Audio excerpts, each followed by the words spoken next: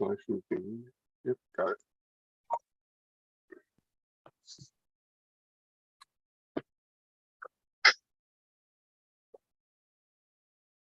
All right, we should be. Yep, we are live. Live. Hey.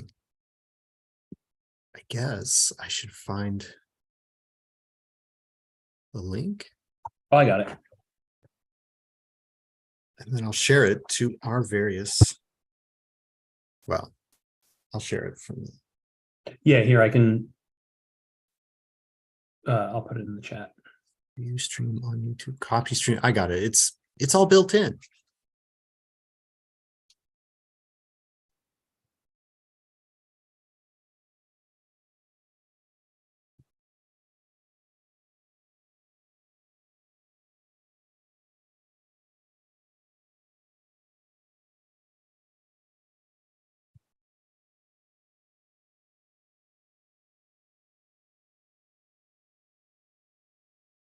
Good.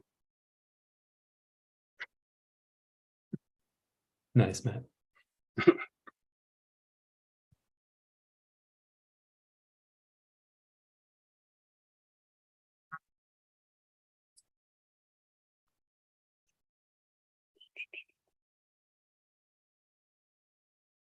All right. So, how's everyone's day been?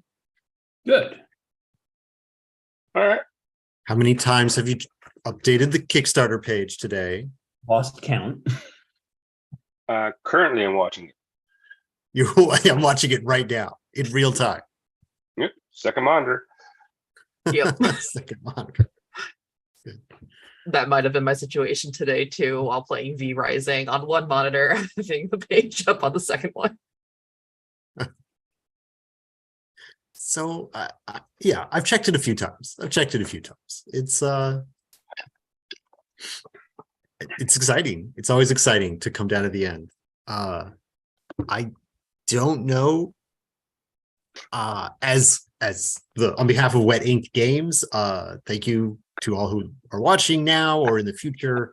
This little thing here, we've got this is the final hour of our home RPG crowdfunding campaign, and I'm joined with by the two creative minds behind the game. We have Yunsu Julian Kim and Doug Lewandowski, who this is all their big ideas here that we're putting together. And we also have on the stream tonight Matthias Bonici, who is our layout artist, graphic designer. It's going to be changing the putting the ideas into a form you can hold, very integral to that part. So I don't know. I haven't really prepared any other remarks, but if anybody has any planned things to say, I guess we can do that, or we can. I think you got to take comments from the audience. Hey, that's how it goes. Yeah, what should we even? A casual hang. Yeah. It becomes Ghost Story Hour now. That's Mhm. what I aim for generally, is for everything I'm a part of just to devolve into Ghost Story Hour. Ghost Story Hour. Yeah. I guess we were all on the stream with Tony, and we all shared our already shared some ghost stories.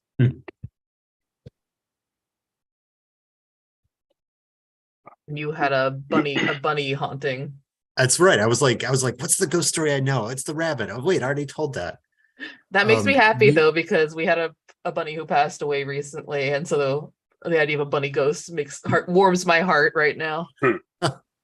Yeah, I don't think I don't know. They don't seem to leave. They're always with you. Well, we could sidetrack this into talking about rabbits, because when two rabbit people get together. Oh yeah. But yeah, we had a rabbit, and we had another rabbit, and now we have two rabbits. So like they've kept each other very happy for a long time now. They're the longest lived of the set. You know, we had one and then another one and now two at the same time, and they're doing great. I'm gonna try not. I could talk about bunny stuff for like hours. I'm gonna try We'll not have to. We'll have to have That's another. the big announcement. We have a bunny haunting deck coming out. Sure. Hey, if this, you know what, this Kickstarter gets any bigger, we can do it. The Bunnicula themed. Yes. Ridiculous. I did read those books. Yeah. The platforms will just show up. Didn't they just recently come out with a new book? I did see it seemed to be rising up in the zeitgeist. So I think you might be right. I think there were costumes and like maybe I saw like a movie poster that somebody made, but like I don't think it was like a official movie poster. I think it was a fan Because we haven't picked out. poster. Oh no, in 2022, Bunnicula, the graphic novel, an adaptation of the first book in the series by Andrew Duncan. Oh, All right. All right. I would read a comic of the first book. Kyle in the YouTube chat says, I suppose you could call Watership Down a rabbit ghost story. I just. I've got a bought story that. about that. I've got a story about that. So I was 4 in 1979, and my mother rented it for our VHS. And so she was making food in the kitchen, and I come padding into the kitchen, and I asked my mother, it's like, why are the bunnies killing each other? And she just picked it up off the cover, which is just the two rabbits there. So she thought it was going to be just this nice, cute, funny story.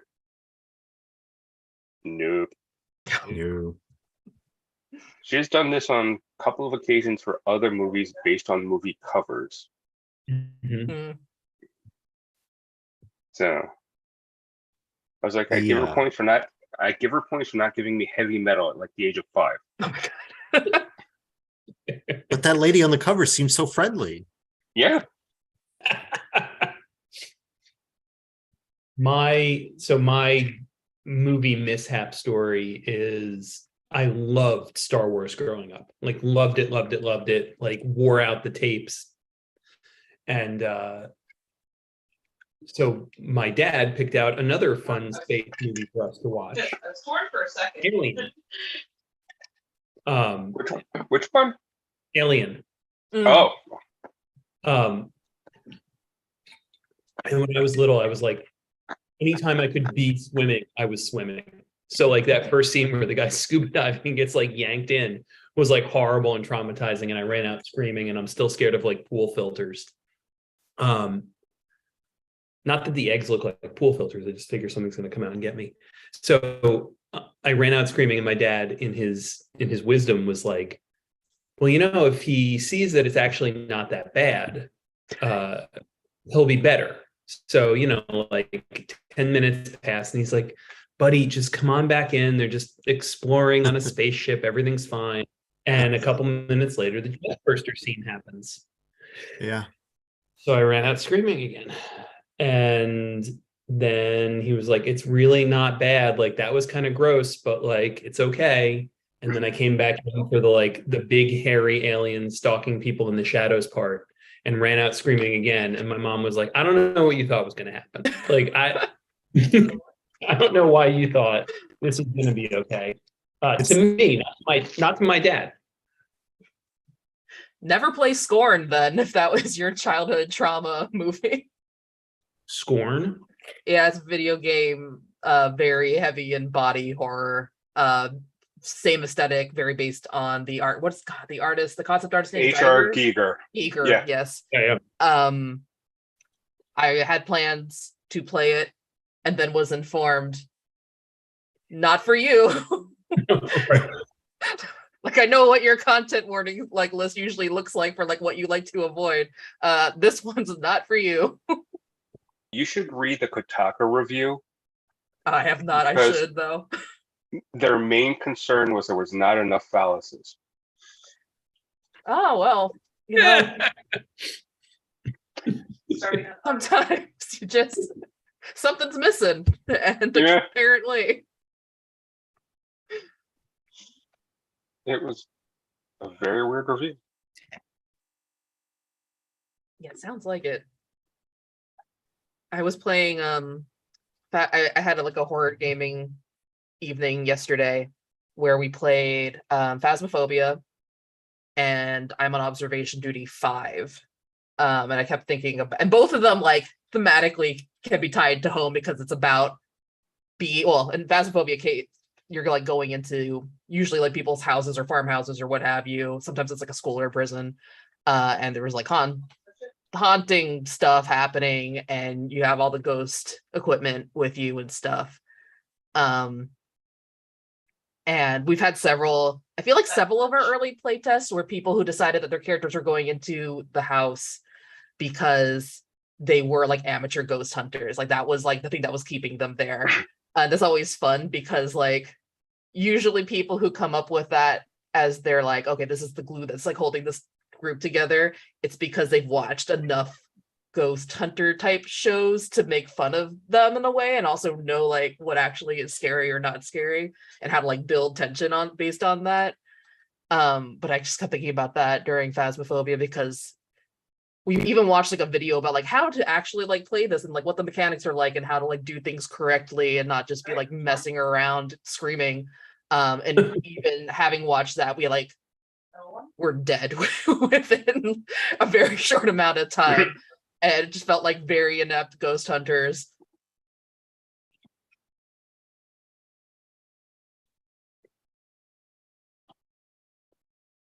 Is that, did that remain in the game? Like I haven't encountered a ghost. Is there a ghost hunting archetype in the game? Is there, I feel like the closest thing we have is the ardent believer.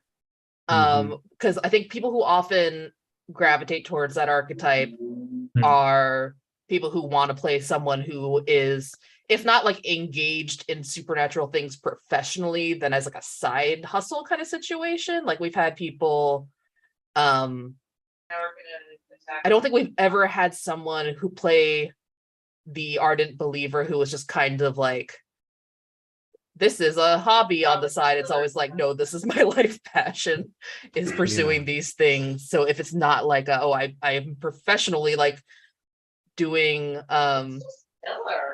like content based on hauntings, it's like, oh no, this is the thing that drives my entire personal life. And like when I'm not working, I am trying to pursue knowledge of the occult. Which honestly like reminds me a little bit of one of my favorite horror movies, which is a Korean horror movie, I think called Gwanjam, The Haunted Asylum. Because it's like YouTubers going into stream their encounters. God, and I will not spoil it. It's really hard not to though, but it's very I think when I think about that archetype, I think about some of the characters in that movie. And I highly recommend people who like really scary movies to check it out. Not Doug then. The Haunted Asylum, Yeah. right out. So you're talking about, we had a horror specific gaming night and it's on my top 10 horror movies. And you seem particularly into the horror genre, Julian. And then Doug's over here shaking his head. So are you coming to the project from like different directions in that way then? Or are you like, or are you just shaking your head about that movie and you're super into horror all the time, no. Doug? No, I'm not super into horror. Like, yeah, like when I picked up Something Is Killing the Children, the comic series, I was like, is this going to be too much for me? And it's okay. Like, I can do slasher, I can do most body horror, but like, the thing that gets me is anything where like I'm the poster child for Freud's uncanny. Like anything that's like just missing reality by this much just freaks me out. I think the thing that scared me as an adult more than anything else, one of my students, I was teaching a unit on like Gothic literature and like scary writing. And one of my kids was like, yo, you need to see this YouTube video called Lights Out. Lev, it's so good. And I was like, okay, but like, Michael, how scary is it? He's like, oh, it's not bad, Lev. It's not bad. I don't know if you've all seen it. You sent it to me, so you're the reason I saw it. Yeah. The premise is that a woman who's alone in her apartment is, going to sleep and turns the light out in her hallway, and a figure appears at the end of the hallway. She flicks the light back on and the figure's gone. You showed us this in our D&D campaign. Did I? Yes. Probably when we were talking about this. Mhm. It's starting on our. And like the fact that like when you turn lights out, you see an after image, like that just happens naturally. That scared just the hell out of me. We got done and I was like, Michael, why would you do that to me, man? Like, I've been a good teacher to you. But it's stuff where like something might get like visually echoed or something might remind me of it in the real world. Like when the supernatural intrudes on the real world, that's when I just can't handle it. So it's something like, like I saw the new Candyman and that was fine. It was great. But that's so removed from like reality for me, and it doesn't yeah. There's a recent movie I've seen. Julia reminded me of it with she's talking about Korean horror, called The Wrath, which is a Korean period horror, where this entire family compound is getting decimated by accidents, by supernatural circumstances, and you're slowly learning why this is all happening as the movie progresses towards the end. It's actually pretty decent. It's not super scary, but it does have a lot of haunted house and dealing with the past, and it's pretty well done. I feel like there was one movie, like I'm trying to think about movies that I watched that like influenced my behavior and habits because they freaked me out so much. And there's a lot of them because I consumed a lot of horror like in middle school, starting really in middle school where you're like really impressionable. So like Ringu had me afraid to open my closet still, honestly, I'm going to be honest. Sometimes I'm still scared to open my closet door. And there was a Chinese horror movie called The Eye. I think they made a US remake of it at some point. Yes. I don't think I saw that one though, but the original, there's a whole scene that having to do with the elevator and something being in the elevator, like a person who shouldn't be there is kind of like floating off the ground.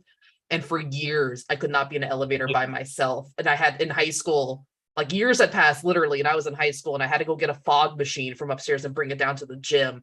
And I called the elevator, and it's heavy. It's a heavy fog machine.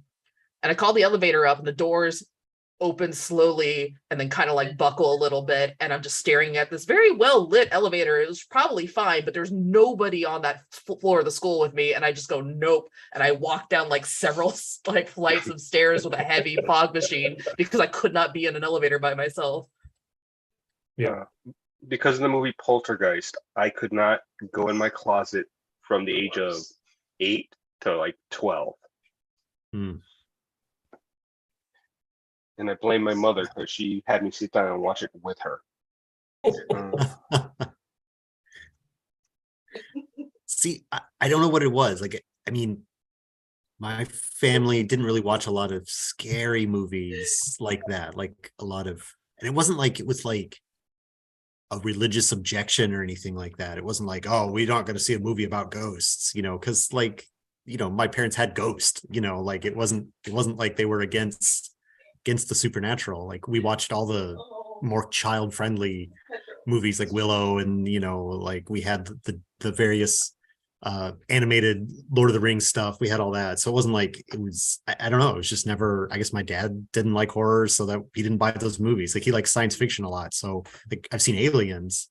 I've seen all the Alien movies, and I like those. But the Alien is certainly horror and sci-fi at the same time. But it like yeah, I've like, I don't think I haven't pursued horror as a thing that I watch, like those suspenseful movies, or I don't think I've ever watched a slasher movie. I've never seen any of those classics. Like, I don't know, just it missed me when I was the age to consume it, and then I haven't sought it out. Have I you have seen a- the Go Sorry. ahead. Have you seen the American remake of The Ring? No, I don't think so, because that's relatively recent. I think I saw the Like Japanese. 2003. Yeah, it's I not want to too say or old. 2002. is Yeah. Yeah. It's No, it's pretty fantastic. It is good. I have a I watched The right back, I'm Host, grabbing something which is it barely horror. It's more monster movie, I suppose. Mhm. But Yes. I don't know. I like monsters, so, but not so much horror. Oh, there you go. Oh God. yeah. So it's like, and it's like, I think the original concept by Koji Suzuki, who wrote the novel that Ringu was based on, but it's like a cutesy horror manga with the main character from Ringu. Yeah, that was a book series that went from interesting concept to bonkers in like 2 books. With Spiral, yeah. Yeah. And then what else was there? There's Parasite Eve I read that was also went from 0 to bonkers really quickly. Yeah. So the thing that, other than pool filters, the thing that still creeps me out to this day, and you all are fully allowed to laugh at this. There was a Disney movie called Bride of the Boogedy, which is some like stupid like Disney movie night. Let me see. Bride of the, it's an 87 film. It's an 87 family film for the Disney Sunday movie. And there's a scene in it where like, you know, it's basically like the Boogeyman. It's like a Beetlejuice ripoff. And Right. That's one. You can only say it once more. right. And he, like, this boogeyman decides that he's going to marry the like adult daughter or like aunt who comes to visit this family or something. And there's a scene where there's a room and the door is closed, You have to see the bright light picture. behind it, so the door is like ringed in light. To this day, every time I see a room with a door like ringed in light, I'm like, I guess I can't go in there now. Like when you mean ringed, like the door is slightly smaller than the door frames. You can see the light coming around. Yeah, exactly. And my childhood home was like this old farmhouse, so none of the doors fit right, like none of them. And I don't remember the scene from my movie, but in my head, it's the door to my, like, to the guest room at my childhood home. Yeah, man, that messed me up for no good reason. I also got messed up by a Disney movie, or at least I think it was Disney. It was at least aired on the Disney Channel when I was like very young. Mhm. And the actual name of it, we always called it Trepopkin because that was the name of the monster, but the name of the movie I think was Step Monster, because the premise was, and I think Alan Thicke was in it. I have it on VHS. I That like sounds got it on so eBay. familiar. So the premise is the kid's new stepmom, or like soon to be stepmom, is actually like a monster who eats people, I think, and her weakness is bad violin music, because I remember they like hook up violins to amps or something at one point to like hurt her. But it really like freaked me out as a kid, and I used to watch it with my childhood best friend all the time, and then we'd have sleepovers and we wouldn't be able to sleep because we'd be like, Trepopkins out there. Oh. Yeah, there's a Amazing. movie called Don't Be Afraid of the Dark that was an ABC horror film in like, I'm guessing 80, 81. They just made a remake of it in the past 10 years, but these little monsters come from this tiny coal chute in the basement, and they terrorize this house and eventually abduct this pregnant woman, and that's the end of the film. But in the basement of my house at that time, we had the exact same small coal chute, and any sound that the house made, I swear to God, for the first like year after that movie, I thought it was them coming for me or my family. And I couldn't tell my mother about it because I wasn't supposed to watch the movie to begin with. So, Oh, that's yeah. So spoilers for the movie Sphere, but I've been listening to you guys talk about movies that freak you out, and like I'm trying to think if a movie ever really did freak me out. And because and this is probably the way it is, because like what you were just saying, Matt, like it's like you could watch the movie and you're fine, but it's like when you're in your bed at night 3 days later and you hear a noise that you start thinking about the movie, right? Mhm. So that happened. Sphere, of all things, is a movie that had that kind of effect on me, because it's sort of like one of those, again, spoilers for this movie that came out in what, like 89 98 or something like that. It's been out a while, and the book's from the 70s at least, but it's like what you think comes true, basically. Like this, there's like it's so like they show all these like creepy pictures at the beginning of the movie of all the undersea life that's down there, the big, gulper fish and all that kind of stuff. And so it's the don't think about an elephant, right? So it's like, oh, they show all this creepy sea life, but don't think about it because you'll make it real.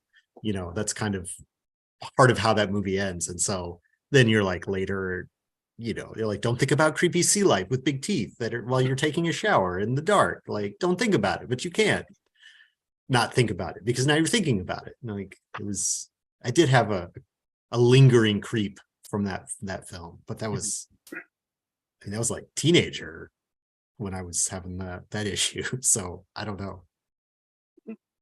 My partner's been pitching that movie a few times over the past few years and we haven't watched it yet, but I think it's probably time to watch it. It's Dustin Hoffman, right? Mm-hmm. In Sphere? Okay. Yeah. Yeah. Dustin Hoffman, Sharon Stone. Yeah. Sure. I forgot who the third person was. Yeah, it's got three leads. But I don't remember. It's been too long. And I believe Queen Latifah is in it. Samuel L. Jackson. There you go. I mean, it was one of those movies that was like probably not very good, but I enjoyed it watching it. Yeah. Better or worse than The Abyss, in your opinion? In my opinion, I think it is less good than The Abyss because I like The Abyss a lot. But that's it. So your mileage adjust accordingly, I guess. I don't know. Hey, I think that Leviathan is better than The Abyss. So I've not seen that one. There was a whole string of it. No, wait. Maybe I have seen Leviathan. That's the one with the Peter Weller, RoboCop.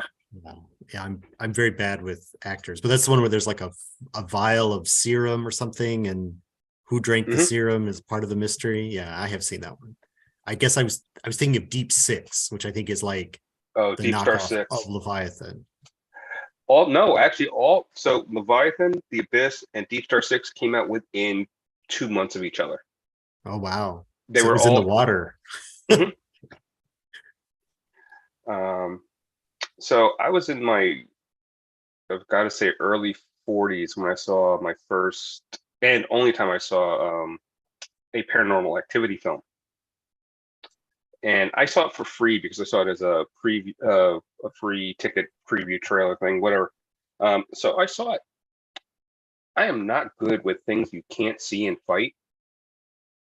Mhm. And I should have learned this when I saw The Entity when I was younger. So I came home and I thought that something was going to cut me in half or, knock the living shit out of me all night for like the next week. And that was me in, Good. 7 years ago. So I think The Entity is probably the movie that messed me up the most, like left me the most disturbed for the longest amount of time, to the point where I will probably not rewatch it. And I watched it very young, not very, very young, but probably a little younger than I should have watched it at. And like, yeah, hella content warnings for that one for anybody who potentially wants to watch it. Look that up first. But yeah, that was a wild ride that I was not emotionally prepared for. Which one? The Entity. I think it's based off of a book. It's based off of a book and an actual event. The system at the end with the CO2 was something that they were talking about trying in real life at one point. Mm. Doug, you cannot see this film at all. Yeah, I wouldn't even watch the trailer. No, yeah, I looked at the synopsis on Wikipedia, and I know. Yep, Mm. no. Yeah. Wait, I have a really, my partner has a really funny story about Paranormal Activity and a thing, but I want to check with them first before I tell it because I'm gonna mute myself and then yell in my house. Yeah. So we have a new comment on the Kickstarter that I'm going to read. It's from Bill Lassick. It says, "Congrats all, really looking forward to getting this on the table," and then a smiley emoji. So yeah, Oh, us too. I Bill. know that, Mook. Yeah. Bill play tested this game. Thanks, Bill. Thank you, Bill. I missed the first part of that because I was yelling. I have permission to tell this story, which is it's really good. So whenever the first Paranormal Activity movie came out, my partner went to see it alone, and that's not something that they usually like ever do. But for some reason, like that was the night to go see a movie, and that was the movie. So they went and saw it by themselves, and then they came back and were living with a couple of roommates at the time. And they also had like a childhood, like long history of insomnia and like hypnagogic hallucinations of like looking at the window curtains or blinds and just like seeing patterns and like weird movement and distortions and things like that. And had so they've just seen this movie. They're lying in bed at night, staring at their open closet, trying to will themselves not to like see anything because they're not able to sleep, and like they're in like the prime time for any kind of weird hypnagogic hallucinations happening, and totally freaking themselves out over it. And just when I think they started to kind of calm down and feel like, okay, like nothing's happening, nothing's like in the closet, the doorknob on their bedroom door started turning. And this is like middle of the night. And that's hard to like, that's not a hallucination. Like if you see that happening, generally that's going to be actually happening.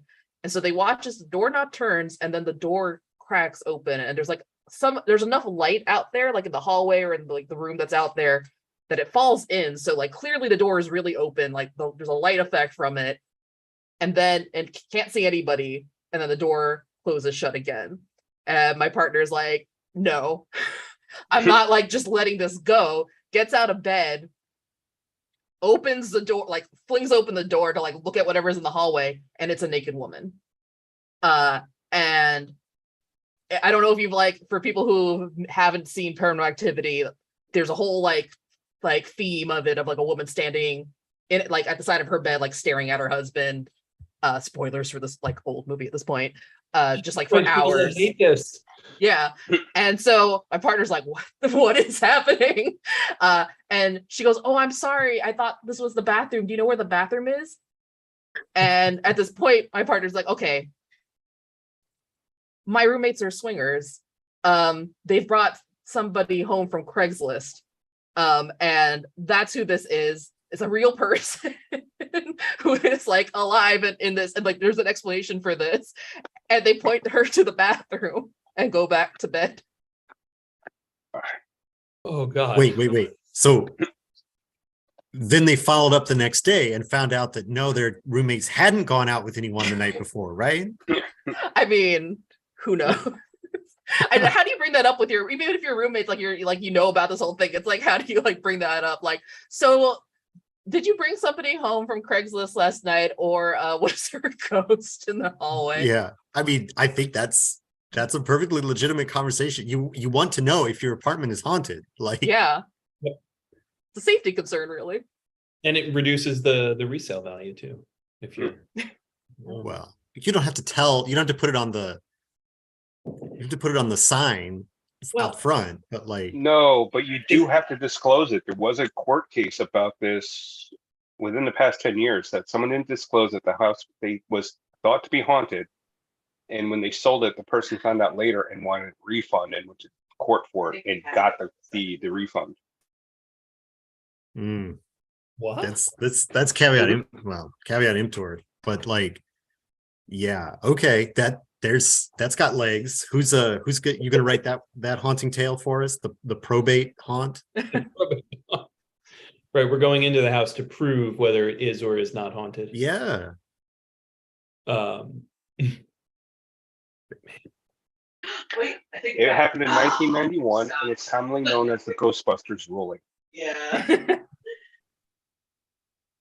All right. Well, God, I love Wikipedia. it's just got so much stuff on there.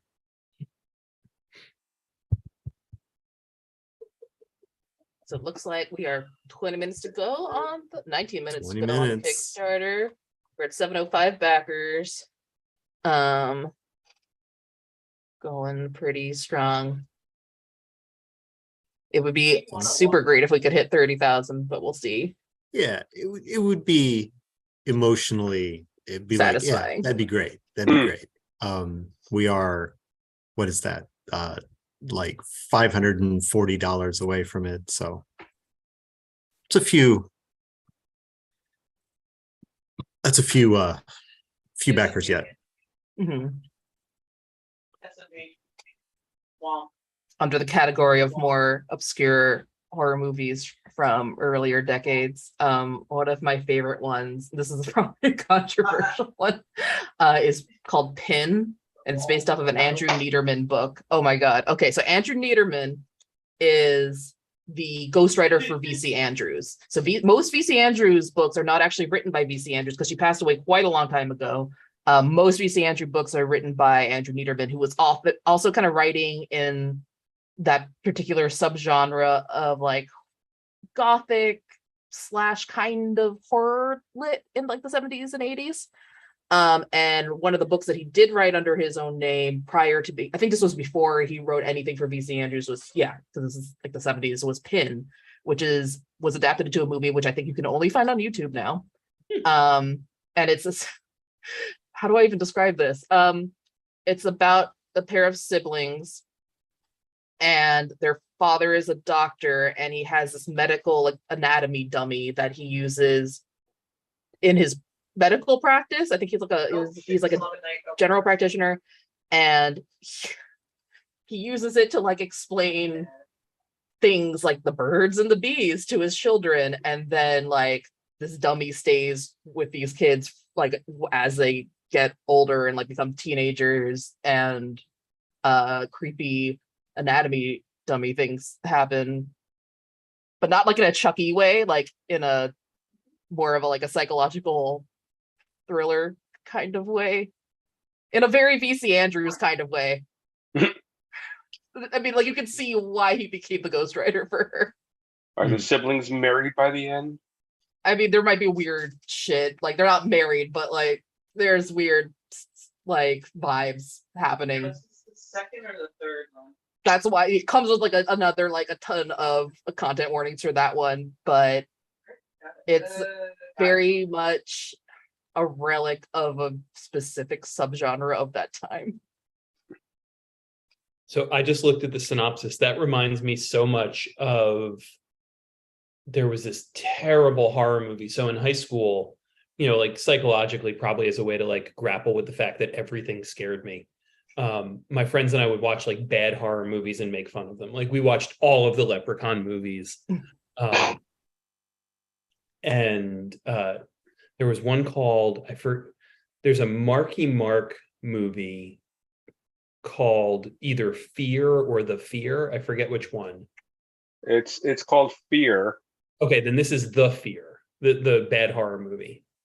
And there's this like wooden dummy and like a bunch of people on like a retreat to like address fears that they have, but then there's this wooden dummy named Morty, and it's like Oh God, it's so delightfully awful and wonderful. I like as a bad horror movie, I cannot recommend this one strongly enough. Has anyone seen the new Hellraiser film? Not yet. No. It is actually worth seeing. It should have gone to theaters. It's on my list. We've had an interesting year for horror movies. I just recently watched X finally. Have not yet watched Pearl. Premise for X is I keep choosing things to talk about that are really hard to describe the premise without like going into tricky territory. But takes place in the 70s, and it's a group of people going out to like a rural Texas Right, don't run from it. farmhouse area to shoot a porn, and the people who own that property don't know that that's what's going on, and when they find out, it's bad stuff happens. But it got like a lot of hype when it came out, so it was on my list for like quite a while, and I finally watched that. Something that would, that's one that would make a real interesting haunting tale. In like the I read worst this- possible way. I read the synopsis for that one. I feel like that's a no. Yeah, oh yeah, it's absolutely a no. It's like See? it would be a disaster, but Yeah. it is funny to like think about like what things do lend themselves well to interactive storytelling versus like, no, this should probably be like given the story should be given out in a more like controlled and or linear way. Right. You literally could do the Texas Chainsaw Massacre in home. It's been a minute since I've seen the original, which I should watch because I am currently in Texas. Because And- 85% of that takes place in that house. There was a video game also, wasn't there? Like a Texas Chainsaw. I think that's recent. Yeah, maybe that is actually much more. For some reason, I was. Let me see. And the one that they did, the remake they did with Jessica Biel was really on point for super horror and was gotta- really well done. I got an update. Someone's pushed us north of 29,500, so we're Nice, less than 500 from the next stretch goal. Nice. fantastic. And if anybody wants to play games with us, right? If we get 2 of those, we are golden. Oh yeah, of course. So Someone's been waiting to the last 12 minutes Right. to book their spot to play with you all. and can you really put a price on getting to game with game designers? The answer is yes. Yeah, literally, like every Kickstarter I've worked on has a price for that. I just go to my friends' houses. That's right.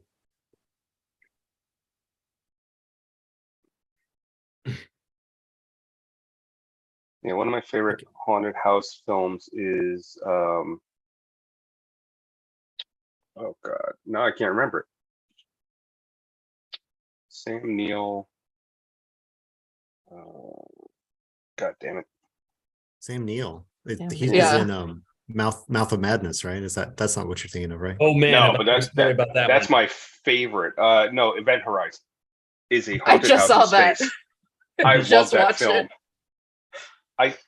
I want them to find all the hidden, like this movie was supposed to be another hour long, and they had to cut out so much because of gore.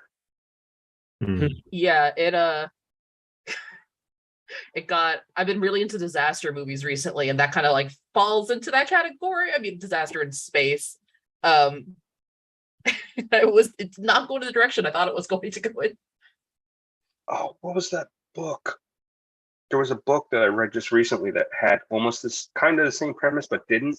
Now I gotta remember it. Oh, what was it called? So while you're thinking about that, Matthias, I think you've heard this one already because I think we've talked about it in the Mouth of Madness. But my brother, who's 3 years younger than I am, and I rented that movie when, like, one of the first times I was allowed to babysit him. And, like, this was mid 90s, probably like 96, 97. So, like, all kinds of like fun, toxic masculinity stuff going on there. Like, my brother and I incapable of showing like affection for each other than like punching each other in the face. And in the TV room, there's like a chair and then like a 3-cushion couch. And so, like, when we watch movies, one person would sit on the chair and one person would sit as far away from the other one as they could on the couch. By the end of the movie, the two of us were both in the center cushion of the couch. Like, we will tell no one about this ever, but don't move. And it just messed with me so much. And then a couple of years later, I showed it. I was a peer group leader. So I was like a senior who like hung out with freshmen to like show them the ropes of high school. And we had a Halloween thing. Sorry, I got a movie for you. Oh my God, this one's going to scare the crap out of you. And I showed it to them and they were all like, eh. Yeah. Whoa, like his concept of reality breaks down. It's terrifying. And they were like, yeah, but like, I don't know, the kid on the bike was kind of creepy, but That was Hayden Christensen, Darth Vader. what? Yep. So, also a fun thing about that movie, it's in the Kids and Bikes second book. Yep. I wrote it into my scenario. Mhm. So Sutter Kane, it lives in there. The book I was thinking about was called Dead Silence. So you had a good time. Julian, you have to read it. Wait, the sci-fi book. I have it. It's on my TBR. S.A. Barnes. No, Yes. this is fantastic. It's kind of like Event Horizon, except it's a lot creepier. I'm really looking for it. I bought it and then I lost it for a while and I was like really upset by that. And I finally unearthed it again recently. I think probably the long COVID brain fog made me just like lose something that was like really obviously in plain sight. And when I found it, it was like I bought it all over again, just like the excitement. So I'm really excited to finally actually get to read it. Oh, so good. I feel like the movie, specifically like a haunted house movie that at least for me influenced a lot of my like prompt writing for home is The Changeling, 1980. Oh, I remember that. Yeah, like very, I feel like if I were to try to describe it, it would sound understated and maybe a little like simplistic, but it's really, really well done. It is extraordinarily creepy. And still, I feel like it still hits me as hard as it did like the first time I saw it back when I was a kid. But it's very much like man is in this house and encounters really unsettling things. Can like me trying to describe movies without spoiling them. But there's like an emotional layer there that like this is literally like the first scene in the movie, so it's not really spoiling anything. It's like on the back of the VHS tape if you were to like look at it. Yeah, it's his wife. Yeah, his wife and kid like die at the very beginning, and so he's kind of dealing with this thing like on his own in many ways.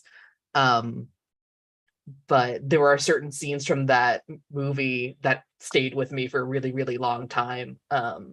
And still like to this day feel like very resonant with the things that's could kind of continue to scare me. But also like the horror stories that like emotionally affect me instead of just like, okay, here's a bunch of jump scares and there's a slasher. Like I think slashers are generally not known for like their emotional impact on people. Although I would love to see a slasher that is well known for its emotional impact on people. But Changeling really got to me for some reason. You have it. I felt that same way about Prince of Darkness, because that stuck with me for a while. Were you able to Is that find- Carpenter? Yep, Yeah, okay. that's the one. That's the second of his Doomsday trilogy. There is a series of documentaries on 80s horror called In Search of Darkness, and like there's two of them. They're making a third, or they've made a third and it's not out yet. And both of the first two are like something like 4 hours long, but they're very good if you're interested in like that era of horror specifically. And they touch on like a lot of these obscure horror movies, including things like Phantom of the Mall, which is like Phantom of the Opera, but takes place in a mall. And Killbots, which was shot in the same 5 minutes mall. left. Exciting. Or not Killbots. I think actually that was an alternative title. What was it? Chopping That's Mall. That was what West they ended up West going with. Craven Chopping Mall, yeah. Yeah. And then he did Deadly Friend right after that.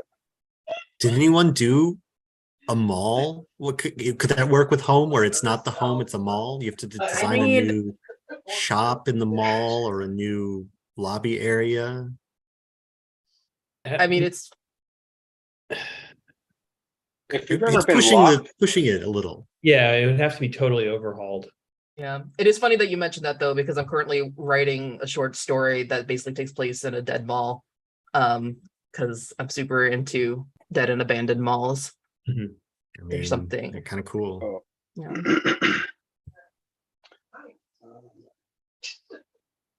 see where we at. The 4 minutes. the horror that we have to, I think, like I realized I hadn't mentioned yet that I thought is like peak for me, is way more recent. And it's the Netflix Haunting of Hill House, which is just so good. It's very good. Yeah, I almost didn't watch it, so giving away the opening scene. It opens with like a little girl sitting bolt upright in bed screaming, and like her mom comes in to check on her. She's like, "It's okay, sweetie, it's okay. I'm sorry. I know you have that nightmare, but it's not real." And she's like, "It seems so real. It seems so real." She's like, "It's not real, sweetie. The bent neck lady isn't real." And I was like, "Oh Jesus, I'm out." Like, no, no. Oh, Doug, there's a piece of information that if you do not know, you'll be very excited about, which is that Mike Flanagan, I believe, is adapting Something is Killing the Children. And I told you, I had you read The Nice House on the Lake, right? Yes, you did, and I've So gotten two two other people to read it as well. it's very, very good. Same author as Something is Killing the Children, I think. Trying to look at my bookshelf. If I could be completely wrong about that, but I don't think so. But yeah, Haunting of Oh, Hill that's House, also the book, was quite impactful. Yes. Yeah. Oh, that's really exciting. I haven't seen Midnight Mass though. I love Midnight Mass. I actually think I might like Midnight Mass even more a little bit than Haunting of Hill House. Okay. Yeah, I mistook that as being the movie of the book by someone. I was like, nope, because Midnight Mass book I read was about vampires. It might actually be evil to enter this. So But this is vampires taking over the planet type of thing. Midnight Okay, Mass that- is. Yeah, the book I read. Oh, okay. I mean, you I feel surely like you Midnight. don't mean I Am Legend, right? Like that's vampires No. taking over the world. No, I'm sure other books I- are about that, but no, Midnight Mass is by F. Paul Wilson. And it's following a priest after the vampires take over most of the planet. It's a decent book. I can't say- say really anything horrible about it. Midnight Mass, the show, is very hard to talk about without spoiling it. So I feel like I won't talk about you're not going to talk about it. Just Is it- say them. Is Oh it man, like it just switched to seconds, everybody. Like Oh yeah. 100, Oh, that's 113 seconds. that feels oddly ominous for me. Just watching it count down.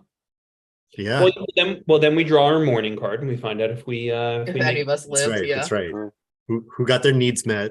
Who got Right. their needs overfilled. Yeah. Who's wounded the most? That's right. It's just a countdown for me to start work. and That's then right. we have a bunch of Size We have circular. some comments in the YouTube that we'll take a look at after this. Oh yeah, we should. Uber. I don't have that up, so I've been checking a couple other places. But Yeah. if you've got comments, Oh yeah, I have not seen anything. we should Okay. actually Yeah, Yeah. yeah. When we'll do our end here, and then I have questions about Midnight Mass. Which Yeah. one? What is it? The series. Oh no, the Oh, it's the second red. just got red. Oh, that's scary. I feel like I'm playing keep talking and nobody explodes. So, hey, GM, I have a question. So it's the final minute here. We got big red 40 seconds counting down. Nope. And then we have some questions on Facebook as well. How do I have like 20 tabs open and none of them are Facebook or YouTube? I don't know. Because we've been talking about too many movies. That's Yeah. all we not too many. We've been talking about only movies. The appropriate them. number of movies. Yeah. Yeah. If anything, God. not enough movies. Uh-oh. Here we go. All right, we're under 10 seconds now. 5, Ah, 4, 3, The Cool. maybe. 1, done. oh, there's confetti on the Kickstarter page. That's fun. Oh, it's doing things. It's changed. Switched over. Now it tells me you did it. Which one is? All right, everybody. We got Congratulations. 707 backers, a total of $29,541. Thank you. Thank you so much, backers. This is you are the way that these games get made because you are the capital investment in the product being made. So Here's something spooky that all just thanks to happened though. It Oh. said 707. Now it says 708 after the campaign actually finished. Oh, look at that. And it went up another $20. Somebody got in right at the It was a Right at the ghost. last moment. Ghosts. it was a ghost. That's right. Rolling with roasts. I'm gonna screenshot it again. That's all right. Well, 708 backers. Thank you. And we did I don't remember how many Haunting Tales we unlocked. We unlocked. 3 or 4. Oh, interesting. Luke Walker on the Kickstarter page just asked, would we add the last stretch goal if we get 500 more in Pledge Manager? And I think we have some ideas along those lines, but I don't want to fully announce it right now. Yeah, fuck that. Yeah, I will say we are all, I guess this is our little teaser. We all really want all the people we asked to write stuff for us to write stuff for us. We would, Because people we sometimes really have, want like problems that they don't have to take it We, out on. we assembled a long list that most of it, that only half of it has been revealed during the campaign. So there's a lot of other people that we asked, and I think, like I said, I don't want to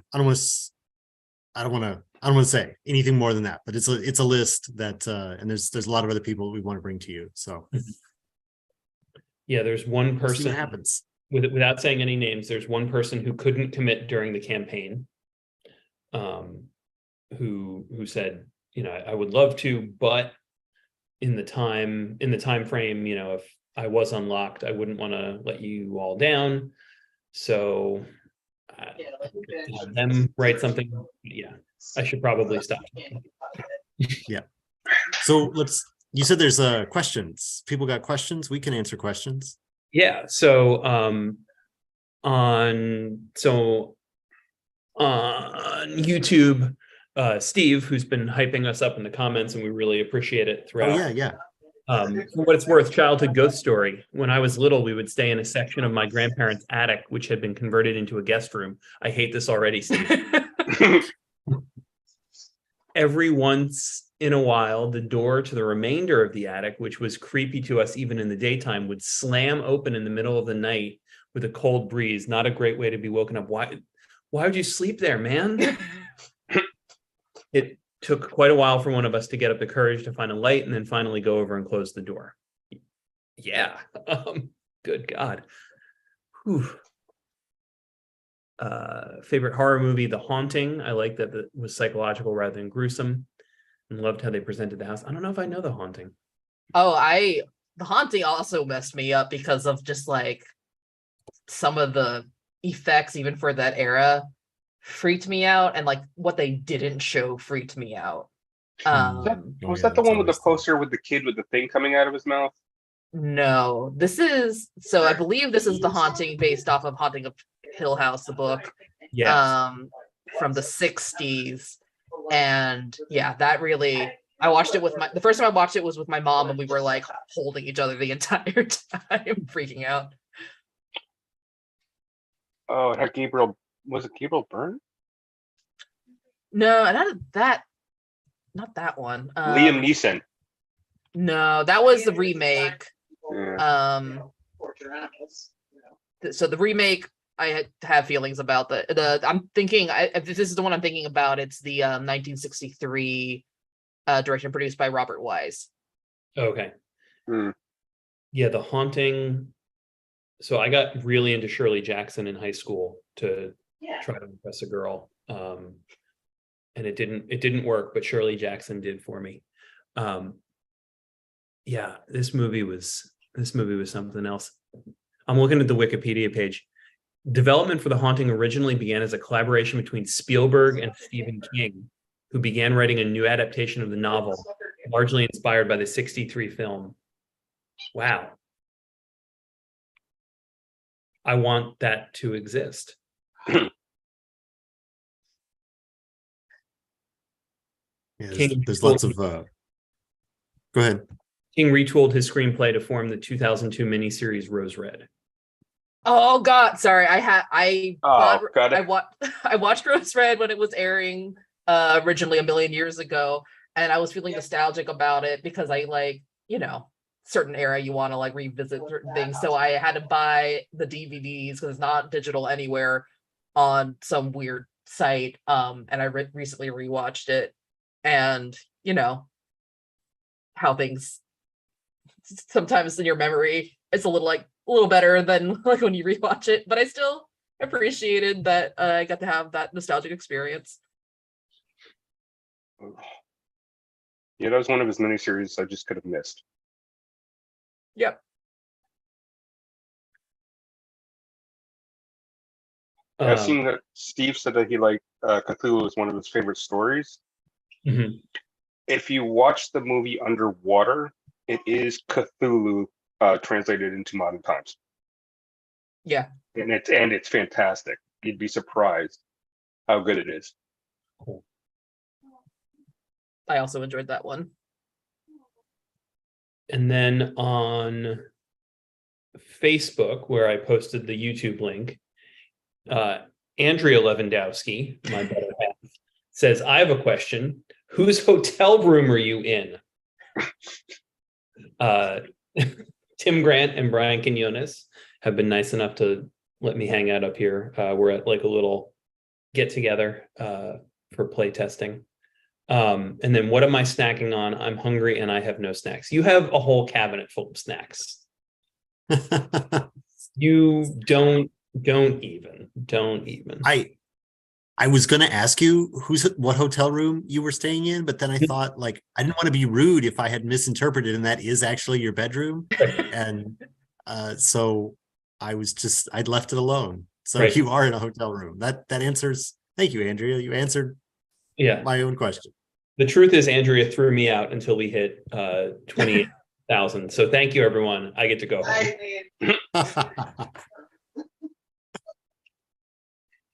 you're like, who are you? I've never seen your face. I'll be like, I'm looking around at the other places. I don't see any other questions. Do you have more there, Doug? I do not. All right. Awesome. I don't know how much this has gotten talked about. Do anybody want to do we want to talk a little bit about now that it's a done deal and the Kickstarter has finished over the mark, I don't know if there's any sort of like details about the I mean, I the noticed. thing we that. want to share. Or we just want to keep talking about movies for a little while. I just know there's a warlock. Um, They are. I mean, it's so tempting to joke around and be like, well, now I guess we have to write it. But no, I mean, so much of it is already written. yeah, no. There are some details to write. We've been asked about. I know on the Kickstarter page somebody asked about like, oh, so you're going to do a Never Going Home thing, and this is all Matt's doing, making the joke about it. But yeah, that has to be written yet. It's not planned exactly what we're going to do with that, but we'll have to figure it out. They probably were trying to break. We brainstormed a little bit about it at the last convention we were at, and we were kind of talking about like, is it possible to like, because you're in the house, so is it possible to like, is it like a refuge from the battle? Or do you find the house at the battle, or is it like a PTSD thing where like the war is over, the war is in the past, and you're at a house that then reminds you of what you experienced before, you know? But that would be, I guess you wouldn't necessarily have a group of people experiencing that together. I don't know. There's some things to figure out. There's some things to figure out about it. So we have work to do. Yeah, and Jules and I have talked about our idea for the designers pack. Do we want to share the archetype we came up with for it? Sure, go ahead. It's the ignored oracle. Oh, After so many of your visions came true, you'd think they'd start listening to you. But no, they focus on the few times you've gotten it wrong. Windshields, like. that's promising. So in a nightlife campaign I was in about 15, 20 years ago, we had a character who had prophetic Tourette's, and no one would believe him, even though it happened like as he was saying it. That kind of reminds me of that. No, they're Yeah. like, they're super aerodynamic, but they look like a So yeah, it's yeah, it's been great. This has been such a fun project to work on. they look like a teardrop. They're just Well, Yeah. it's I'm glad you're enjoying it because it's not over yet. Yeah, no, true. Yeah. But it feels great to clear this particular hurdle and move For forward a while, with, that's what we work on. with the production. I think everyone's going to be really. I think everyone's going to be really impressed with like everything that's been made for it, and the presentation of it's going to, hopefully complement that greatly. So Yeah, Yeah, the graphic design that I've seen so far is stellar. yeah. I'm really stoked to see. We talked about. Do we want to talk about it's kind of been like contact the first team sold the thing with the archetypes. You mentioned your archetype. Yeah. Do you want to talk about what we ultimately decided, or what the archetypes are going to look like, portraits versus like the images and stuff like that? Do you want to talk about that, Doug, or does that? You can set it up and then Matt can talk about it a little bit. Yeah, I mean, I think that's a Matthias thing. Yeah, go for it. Because that's the graphic design end of things, right? part of it, because I take a lot of input from everybody, so can't create in a vacuum. Right. So right now, the archetypes are going to have, I believe, a portrait on it. The last I remember, but I'm not 100% sure. But we're going to find multi people for all the cards, and we're going to be as diverse as possible. And we're going to try and complement what the archetype is with the picture of the person. For the skeptic, I changed the eye colors. I gave them 2 different eye colors, like they're looking at the world in 2 different ways.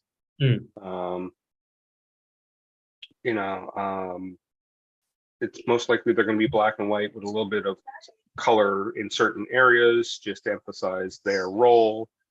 But other than that,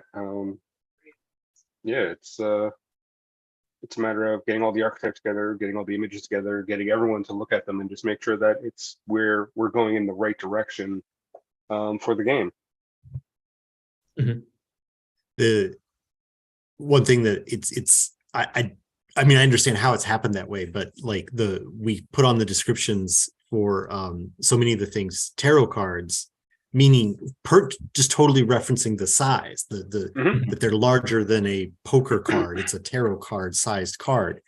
But tarot cards are such a thing in and of themselves. We've had a lot of people say, oh, tarot cards, 200 tarot cards.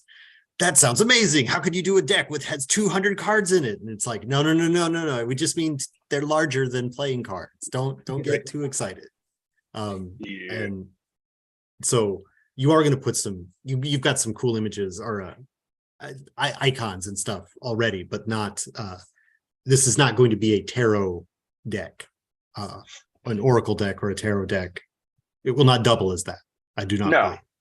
No. The backs are inspired by tarot, but they're not derivative from any one source. And the other side of it, the cards are going to still be in the same feel to a degree, but we have other icons that we're using. Like we're using the keys a lot because doors and keys. Doors and keys. Also, the font is very readable, but it does look like it was made on a decently old tin type. At the same time, everything has to be readable, has to be accessible to everybody. The one good thing about this version, like the designs that we're working on right now, I don't have to worry too much about color blindness because a lot of it's in black and white, or has just tints of blue and black, and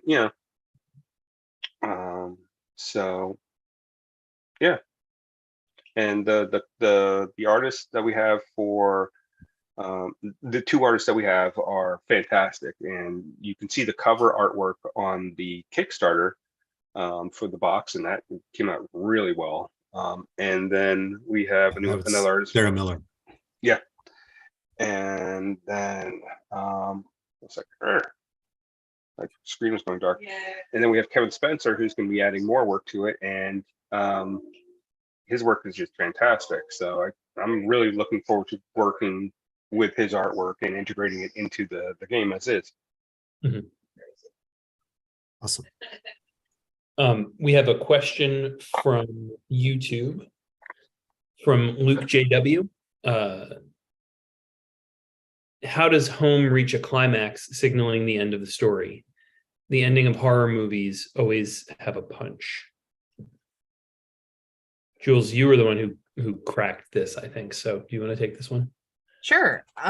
So the game is divided, or the night during which the game takes place is divided into several phases, and we do try to amp up how heavy hitting like the moments of terror are by kind of we adjust the prompts to be a little bit more intense with each phase that passes, and then the climax happens when you start to get closer and closer to dawn, and you get to, we have what like false dawn, right, and then dawn, and then morning, and that is when you are finally actually trying to like leave the house, or you may have tried to leave the house and failed earlier, but this is when you actually get to leave the house, and you get to kind of face the consequences of what's transpired over the night. So usually not everybody leaves the house.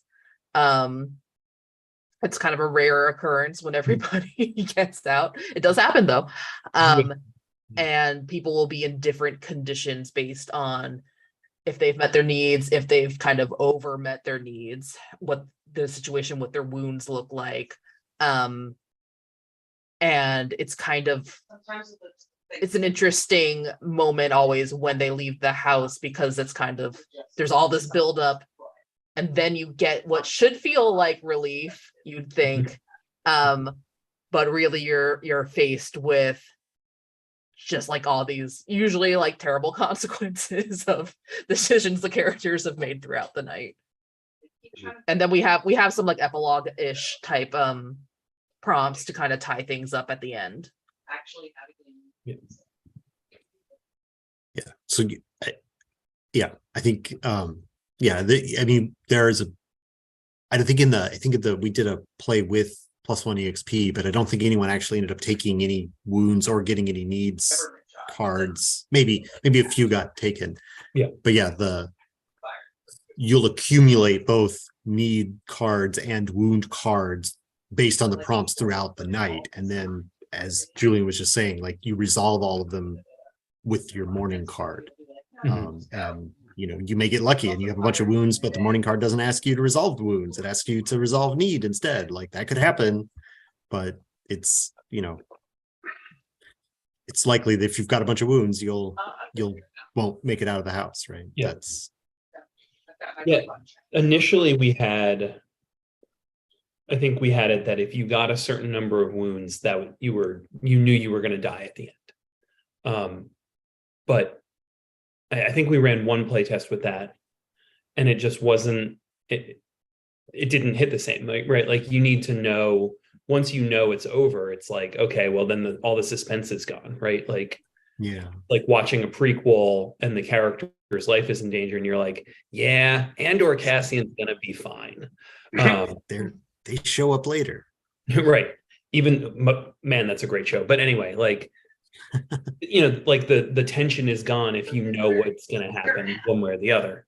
But yeah, like the more wounds you have, the more you've exceeded your need, chances are the worse that's going to be for you.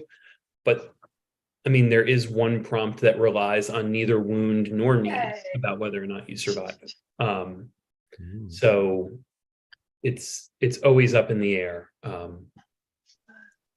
And so Luke says, so that means there's no character death during the game. That would be cool. Yes, that's exactly right. So, well, until like the last 5-10 minutes of the game, there's no character death. There's no player elimination. Everybody, even if you die, you still get an epilogue. Thanks, Haunted Houses. Yeah. So yeah, no player elimination. Everybody's in the game all the way through equally. What I like about how that ended up is that one of the things I do like in horror a lot is sometimes it's not the thing that you're most worried about that ends up getting you in the end. It's this thing that you didn't even think to worry about as much. Right. Yeah. See, you're both saying such smart things about horror.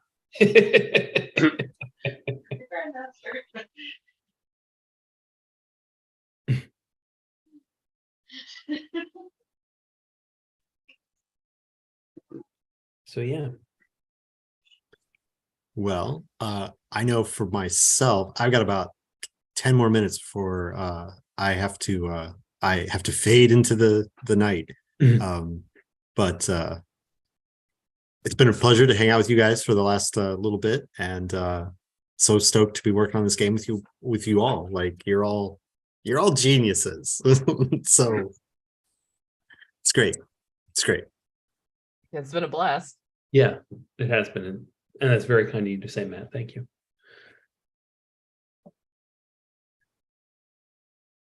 Oh, and then Luke has one more question.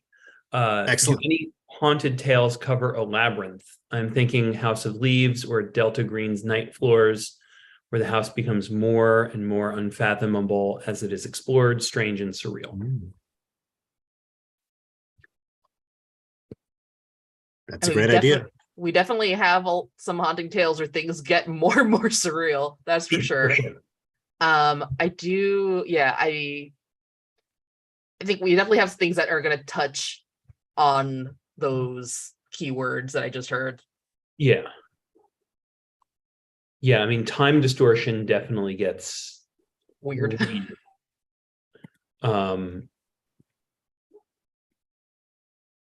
And then I think some of the stretch goal writers are doing some stuff that is a bit more surreal. Yeah.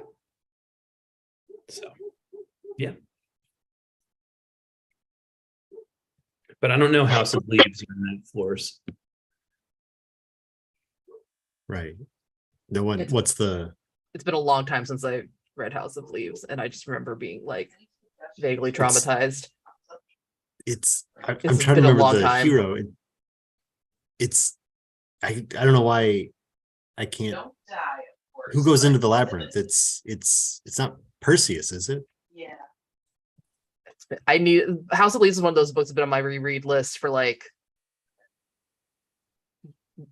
many years because I Yeah. remember I mostly remember the mood I was in when it's like one of those books, Jerry. Like I remember how I felt while reading it. I remember Wow. nothing about what I actually read. I've Yeah. I've not read that So- one. It's been on my to read list, but my to read list basically contains every book that has ever been written. So it's a very long list. I'm looking at the summary here, and oh my god, this sounds so It's wild. like far up my alley. It's a love story, but it's also sort of a horror story, but it's also metatextual, and it's been It's described definitely as a metatextual. satire of academic criticism. And oh my god, that sounds like something I am so there for. Well, you'll have to read it and give us a book report. Yeah. Yeah.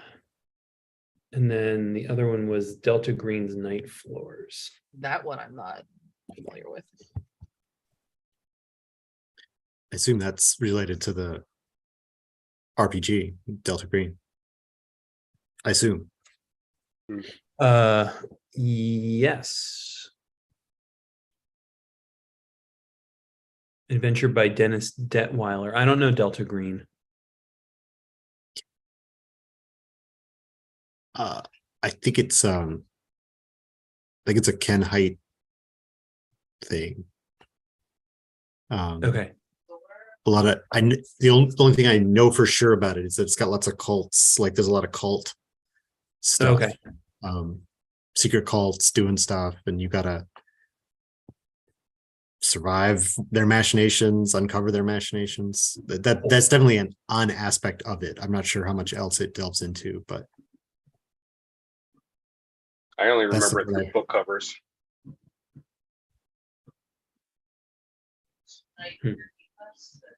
Yeah.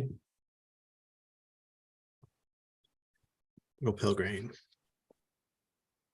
Well, I'm gonna put House of Leaves on my library list here. Live recommendations. Yeah, right.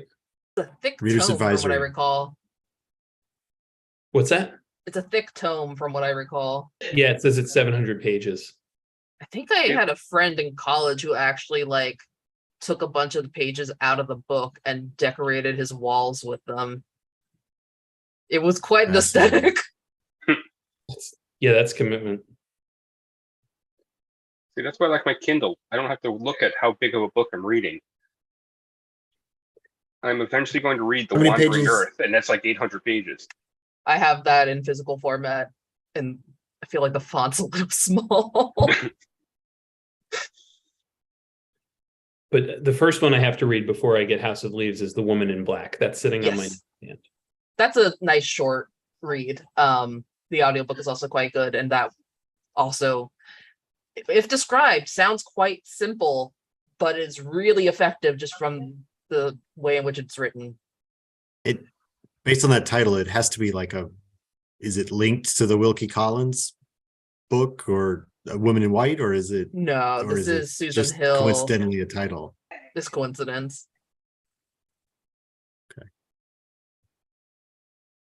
All the way back. I can read that before bed, right? Woman Oh in yeah, Black. you're fine. Yeah, Okay. especially if you're alone in a hotel room with nobody to like comfort you. Okay, so that sounds like a no. Like we're in person. I was about to say, don't call me. Also, they did a great production of it in New York, like a theater production. This is what we did in D1. 2 actors plus another actor who is the woman in black at the McKendrick, which is where they do Sleep No More.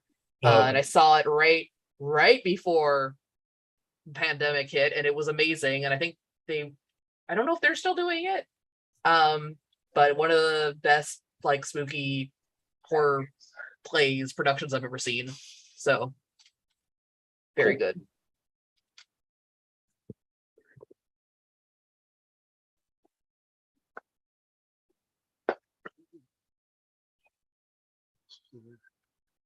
And stuff. Oh, okay.